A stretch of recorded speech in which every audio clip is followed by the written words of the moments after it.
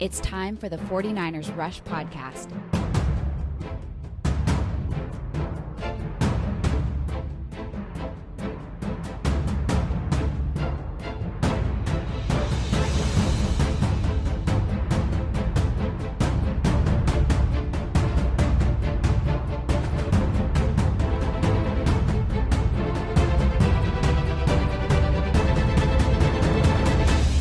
And here's your host, John Chapman.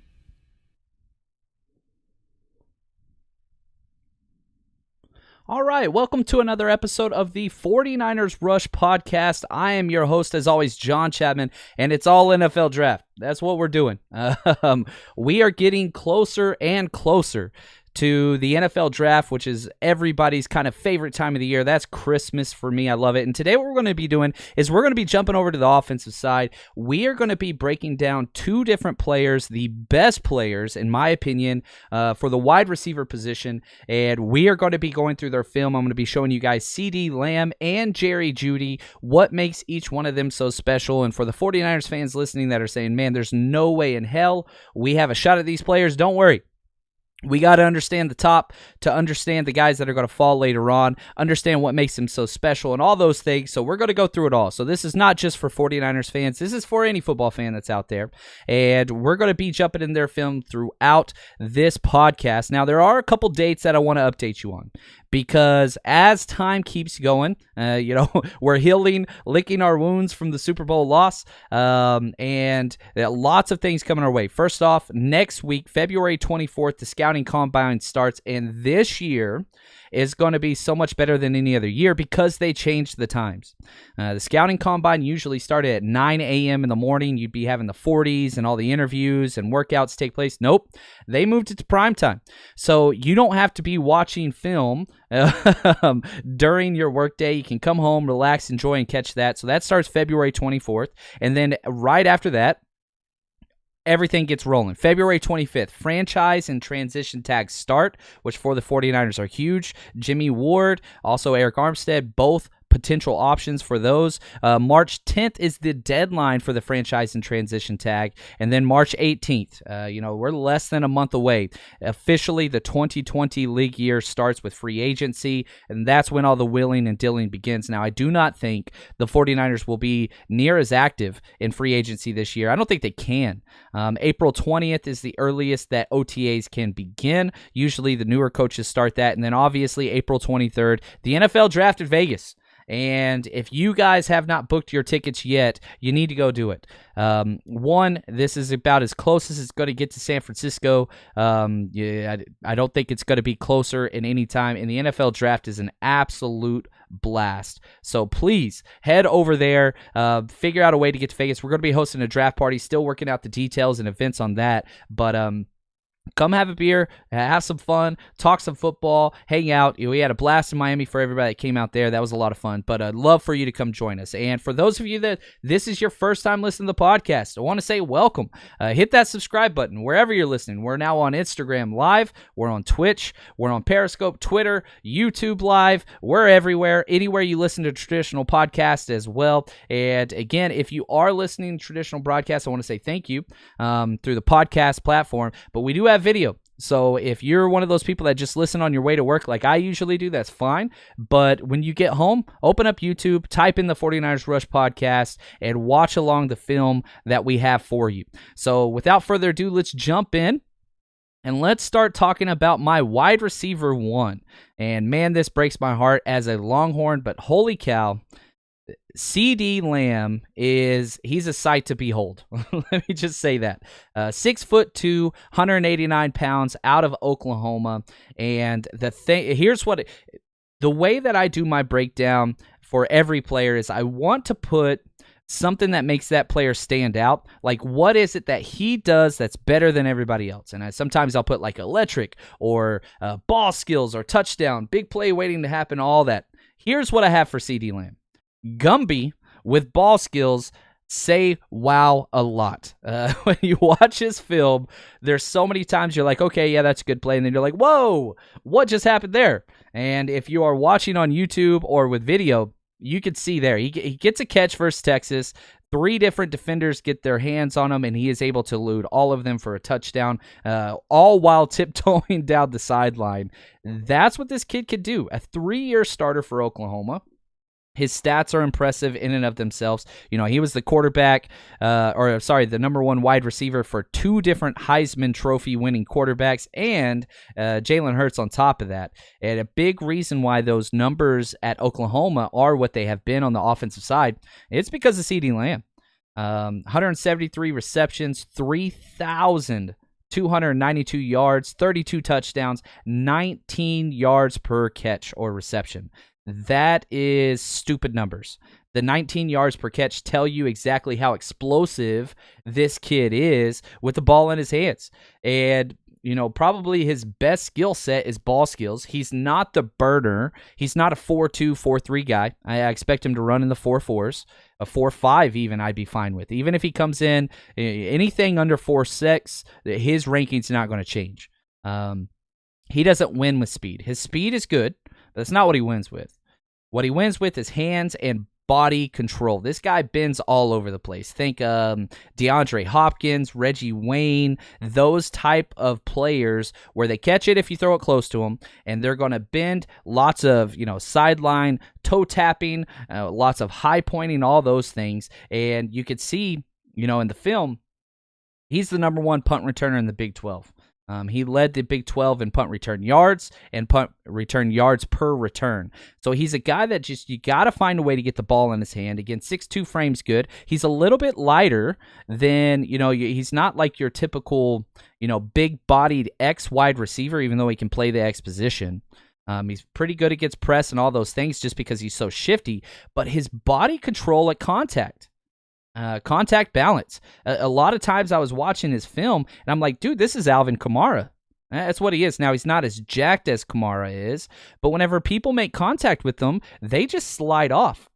He's able to keep his balance and contort his body in all these different ways that it's just scary. And it's very impressive what his body can do and maintain the speed and acceleration he has. Again, he's not a burner, but he does not go down on first contact very often. I really hope that he goes to a team that has a little bit of a risky quarterback. And what I mean by that is just because he's covered and perhaps he doesn't have separation, you could still throw him the ball. He's not one of those guys you have to wait for him to get separation. That's not who he is. He's a guy you could throw to right away, whether he's covered or not, because he's going to go get the ball. He's an ultimate competitor, and you're going to see that a lot with his body language. If something bad happens, everybody's going to feel it in the stadium. A little bit of an Odell Beckham whenever it comes to that, because he is electrifying in the sense that when something good happens, everybody knows it. The whole stadium will be amped up with him. And when something bad happens, he's going to be throwing his hands up. He's going to be shaking his head. He's going to have his hands on his hips. And so, you wonder how much of that is maturity. And if you want him to play with passion because he's a gamer. And the bigger the game, the better he shows up. His best game, probably his entire career, was against Alabama. Second best game, probably against Texas. He performs well when the lights are on. 50-50 balls, that's just, you got to get him the ball. It doesn't matter the situation, the game script, doesn't matter. Just throw him the ball. He's going to find a way to come down with the ball. Now, he's going to go in the top 15, should go higher, should be a top 10 pick.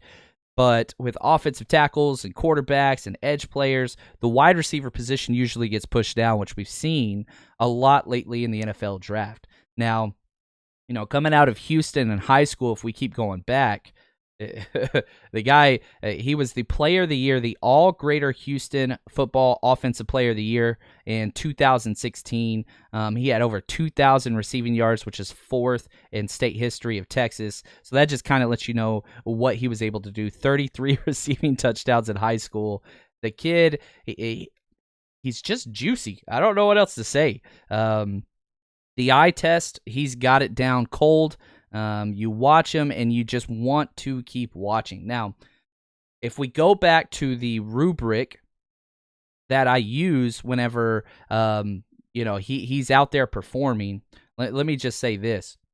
I went back through all of Bill Walsh's scouting notes and scouting notebook and publications he's put out there, and these are the things that he ranked for wide receivers, starting with most important to least important. And again, I kind of moved some of these around and made them a little bit more user-friendly. But route running's number 1, then natural pass catchers number 2, separation 3, contested catches 4, elusiveness 5, moving further down, full route tree, catch radius, acceleration, blocking, top end speed. You have to go all the way down to full route tree before you have any questions about how this kid plays. Oklahoma has that air raid offense, spacing, and all that stuff. He does not run the full route tree. However, because of his body control, because of how elusive he is, and because he could stop on a dive and all those things, there's no question in my mind, and probably a lot of NFL talent evaluators, on if this kid can run the full route tree. He can. We haven't seen it yet because he's never been asked to do it. So catch radius, that's a check. Acceleration check. Blocking, not the best, but he blocks like he's 6'2", 210, even though he's 6'2", 190. And he's mean as hell. You'll see some games where he goes against a smaller corner that doesn't like contact, and all of a sudden he turns into Debo from Friday. He wants to hit him in the mouth. He wants to cause problems. He wants to do all those things. And then the top end speed, again, the only questions you have, again, he's going to be a 4.4, 4.5 guy. But you see him running away from everybody. So you're not really concerned about what his speed is with a player that has 32 career touchdowns and 19 yards per catch. He's just fine. Now, the video that you guys are watching, I pull off of YouTube, and I left the title of these videos down below on if you're watching this on YouTube. So if you want to go back and watch these on your own, you can. But do want to let everybody know, patreon.com, that's the way to support the podcast. I load up, I think I did 18 minutes on each one of these players, 18 to 20 minutes, just breaking down coaching notes, footwork, release off the line, all those things. I'm showing you this here, but if you want to go back and listen to the most coaching in depth, kind of draft analyst type stuff that's out there and go through that rubric, head over to patreon.com, type in 49ers Rush Podcast, follow us there. It's $8 a month. That money goes to support the podcast, and really do appreciate it if you head over there. Plus, the content's second to none. This podcast is completely free. And if you want to help us out over there, that's the best way to do it. So let's move on now to our wide receiver 2 in this class. And again, this is all before the combine, so there's definitely some things that could change. And that's Jerry Jeudy. Now, we start with highlights, and then we jump into game film. And the highlights tell you one thing. The game film's going to tell you something a little more. The analogy I always use is the dating profile. Highlights are like reading somebody's dating profile that they set for themselves. Oh, I like long walks on the beach. I like all these things. Yeah, right. Nobody does. It's what it is. But that's the information you want to put out there for your significant other, whatever. Now, what game film does is it tells you all the negatives. It's like interviewing the ex of somebody you're trying to date. And so we're going to go with both, because we start with game film that lets you know the ceiling of the player, what they can be, and then you work into game film and you try to figure out where the negatives are. What are the lacking issues taking place with this player? And with Jerry Jeudy, 6'1", 192, the thing that separates him, again, you start with that tag, right? What is the one thing that this player does differently than everybody else? He is probably the best route runner to come out of college in the past 6 years. Alabama has been known for wonderful route runners, whether that's Amari Cooper or Calvin Ridley, whatever. He's better than all of them. He is a guy, he's Calvin Ridley on steroids, and, it's kind of uniform scouting a little bit because the body types are similar. He played the same position as Calvin Ridley, and you go back, he was training as a sophomore in high school with Calvin Ridley. When Calvin Ridley was at Alabama, he was training with him whenever he was in 10th grade. Down in Pompano Beach, Florida. Like, this kid has been raised around this for the past 6 years. And, you've got somebody that's a 2.5-year starter for Alabama, which says enough as it is. But it's just routes. Shifty route running. He runs the full route tree. Very complex offense there in Alabama. He catches everything that comes his way, and he is shifty as all get out. Now, the speed, he's going to be faster than CeeDee Lamb. He's not going to be as fast as his other teammate. Number 11, you're going to see him out there, Henry Ruggs. We'll talk about him next podcast. But separation with feet and route running, definition of a game breaker. Give him an inch, he's going to take a mile. 159 career receptions, 2,742 receiving yards, 26 touchdowns, 17.2 yards per catch. So, again, you look at, if we're just talking about Jerry Jeudy and CeeDee Lamb, CeeDee Lamb is he's more of a home run hitter, whereas Jerry Jeudy, probably the lowest bust factor of any wide receiver coming out in a long time because he does it so many ways. He has the speed, he has the shiftiness, but the route running makes him a fit for every single scheme.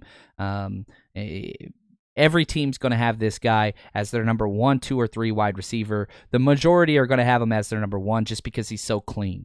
He's just clean. You see the big plays, you see the speed, you see it all. Runs the full route tree, as I said. Speed shows on film. And even if he comes up as like a 4-5 guy, he plays at that speed all the time. He can win with speed. He can win with hands. He can win with shiftiness. He's a Swiss Army knife. He is the Madden, how do I say this? He's the Madden controlled created character where you're just like, I want him to be open all the time. Boom. Now, he doesn't have the height or the body type of a physical imposing wide receiver, and that shows. Whenever he blocks, he's not the type of guy that's going to be laying people out with blocks and all that kind of stuff. It's not really who he is. But his release off the line versus press man just makes you just wow. It's got a little bit of a wow to it where you're just like, golly, I want to see him against Patrick Peterson. I want to see him against Jalen Ramsey because that's going to be must-see TV. He's able to do, and he does this dead leg move all the time where he leaves his leg out there and then shifts the other way, almost like he's doing a kind of hesitation crossover in football, but he's not dependent upon that one move. When he has speed, he's going to take that. Football IQ off the charts. Love seeing him play against zone. He will sit down just fine. He's not one of those guys that's just against man. He understands when to sit it down in zone and how to find those vacancies, those spots that are wide open. And, again, we're not watching highlights anymore if you're with us. We've transitioned to the game tape in the Citrus Bowl versus Michigan. This is just game tape now. Looks like highlight film, and one of the first big plays of the game, a minute into it, he goes 85 yards for a touchdown versus man coverage and just blows past the safety, and it's not even close. Kid can play. He really, really can. And, the teams that need a wide receiver in this year's draft, congratulations. It's probably the most talent-rich draft class since going back to A.J. Green, Julio. Actually, no. I'd say if you go back to the Mike Evans, Odell Beckham, that draft was probably a little bit deeper. But this one, I'm telling you what, if you miss out on CeeDee Lamb or Jerry Jeudy, you are going to be okay. You're going to be just fine because there's just so many guys that you can go get. And again, for those of you that are joining us, just want to say thank you. Please make sure you hit that like, the thumbs up button, whatever, subscribe. I want to keep you guys around. Really appreciate you guys joining us. Jump into just a couple questions real quick. Lots of people.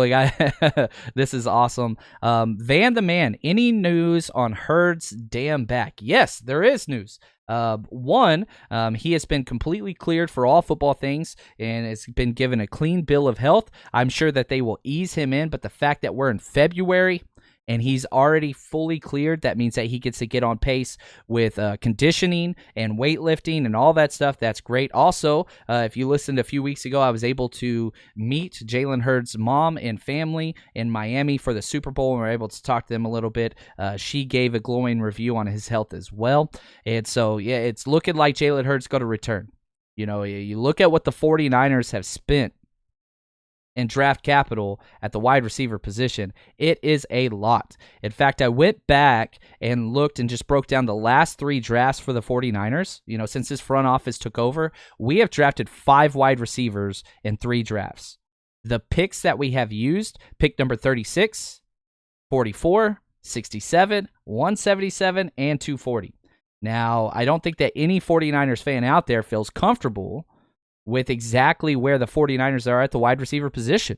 Do we bring back Emmanuel Sanders for, 8 to 10 million for a 1-year deal, even though he's 32 years old?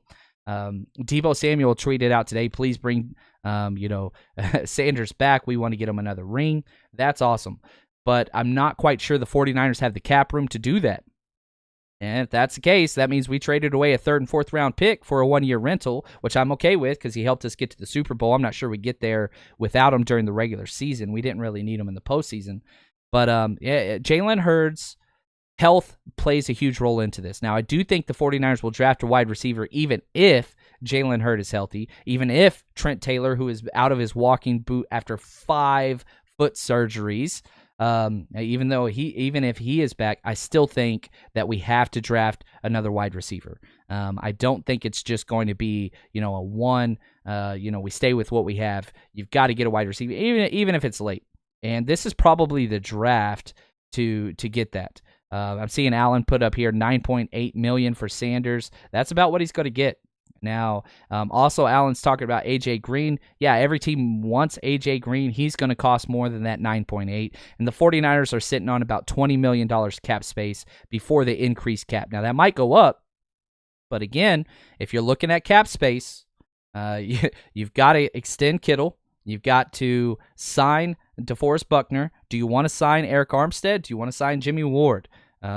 Ronald Blair, do you want to bring him back? Mosley's a restricted free agent, but there's a lot of guys do you want to keep around. You can't have everybody, and so there's lots of decisions to be made. And again, I'm not quite so sure the Bengals are just going to let A.J. Green go. They could franchise him and just keep him there for their new rookie quarterback, Joe Burrow, who it looks like they're going to get there. So lots of stuff to look forward to there, though. Really, really excited about moving forward. And man, please head over to the Patreon page. That's huge. And I'm going to try to start putting out a little bit more quicker videos like this where we go through all these different draft prospects. Again, and I don't think there's a reasonable way that the 49ers could get CeeDee Lamb or Jerry Jeudy. That'd be amazing if they could, but I don't think we're going to. But we are going to continue. The 49ers Draft Podcast, we're draft all the time now, up until the draft. And again, the scouting combine's coming up in about a week, so super excited about that. Lots more content coming your way. As always, just want to say thank you guys. Really, really appreciate it. And, man, stay strong, faithful. We will be back with another episode here in a few days. And I think we're just going to stay with the wide receiver position because I think it's a position of need for the 49ers. And we'll spend more time with some of the options that the 49ers might be able to get at pick 31 or if they trade back. So thanks as always, and stay strong, faithful.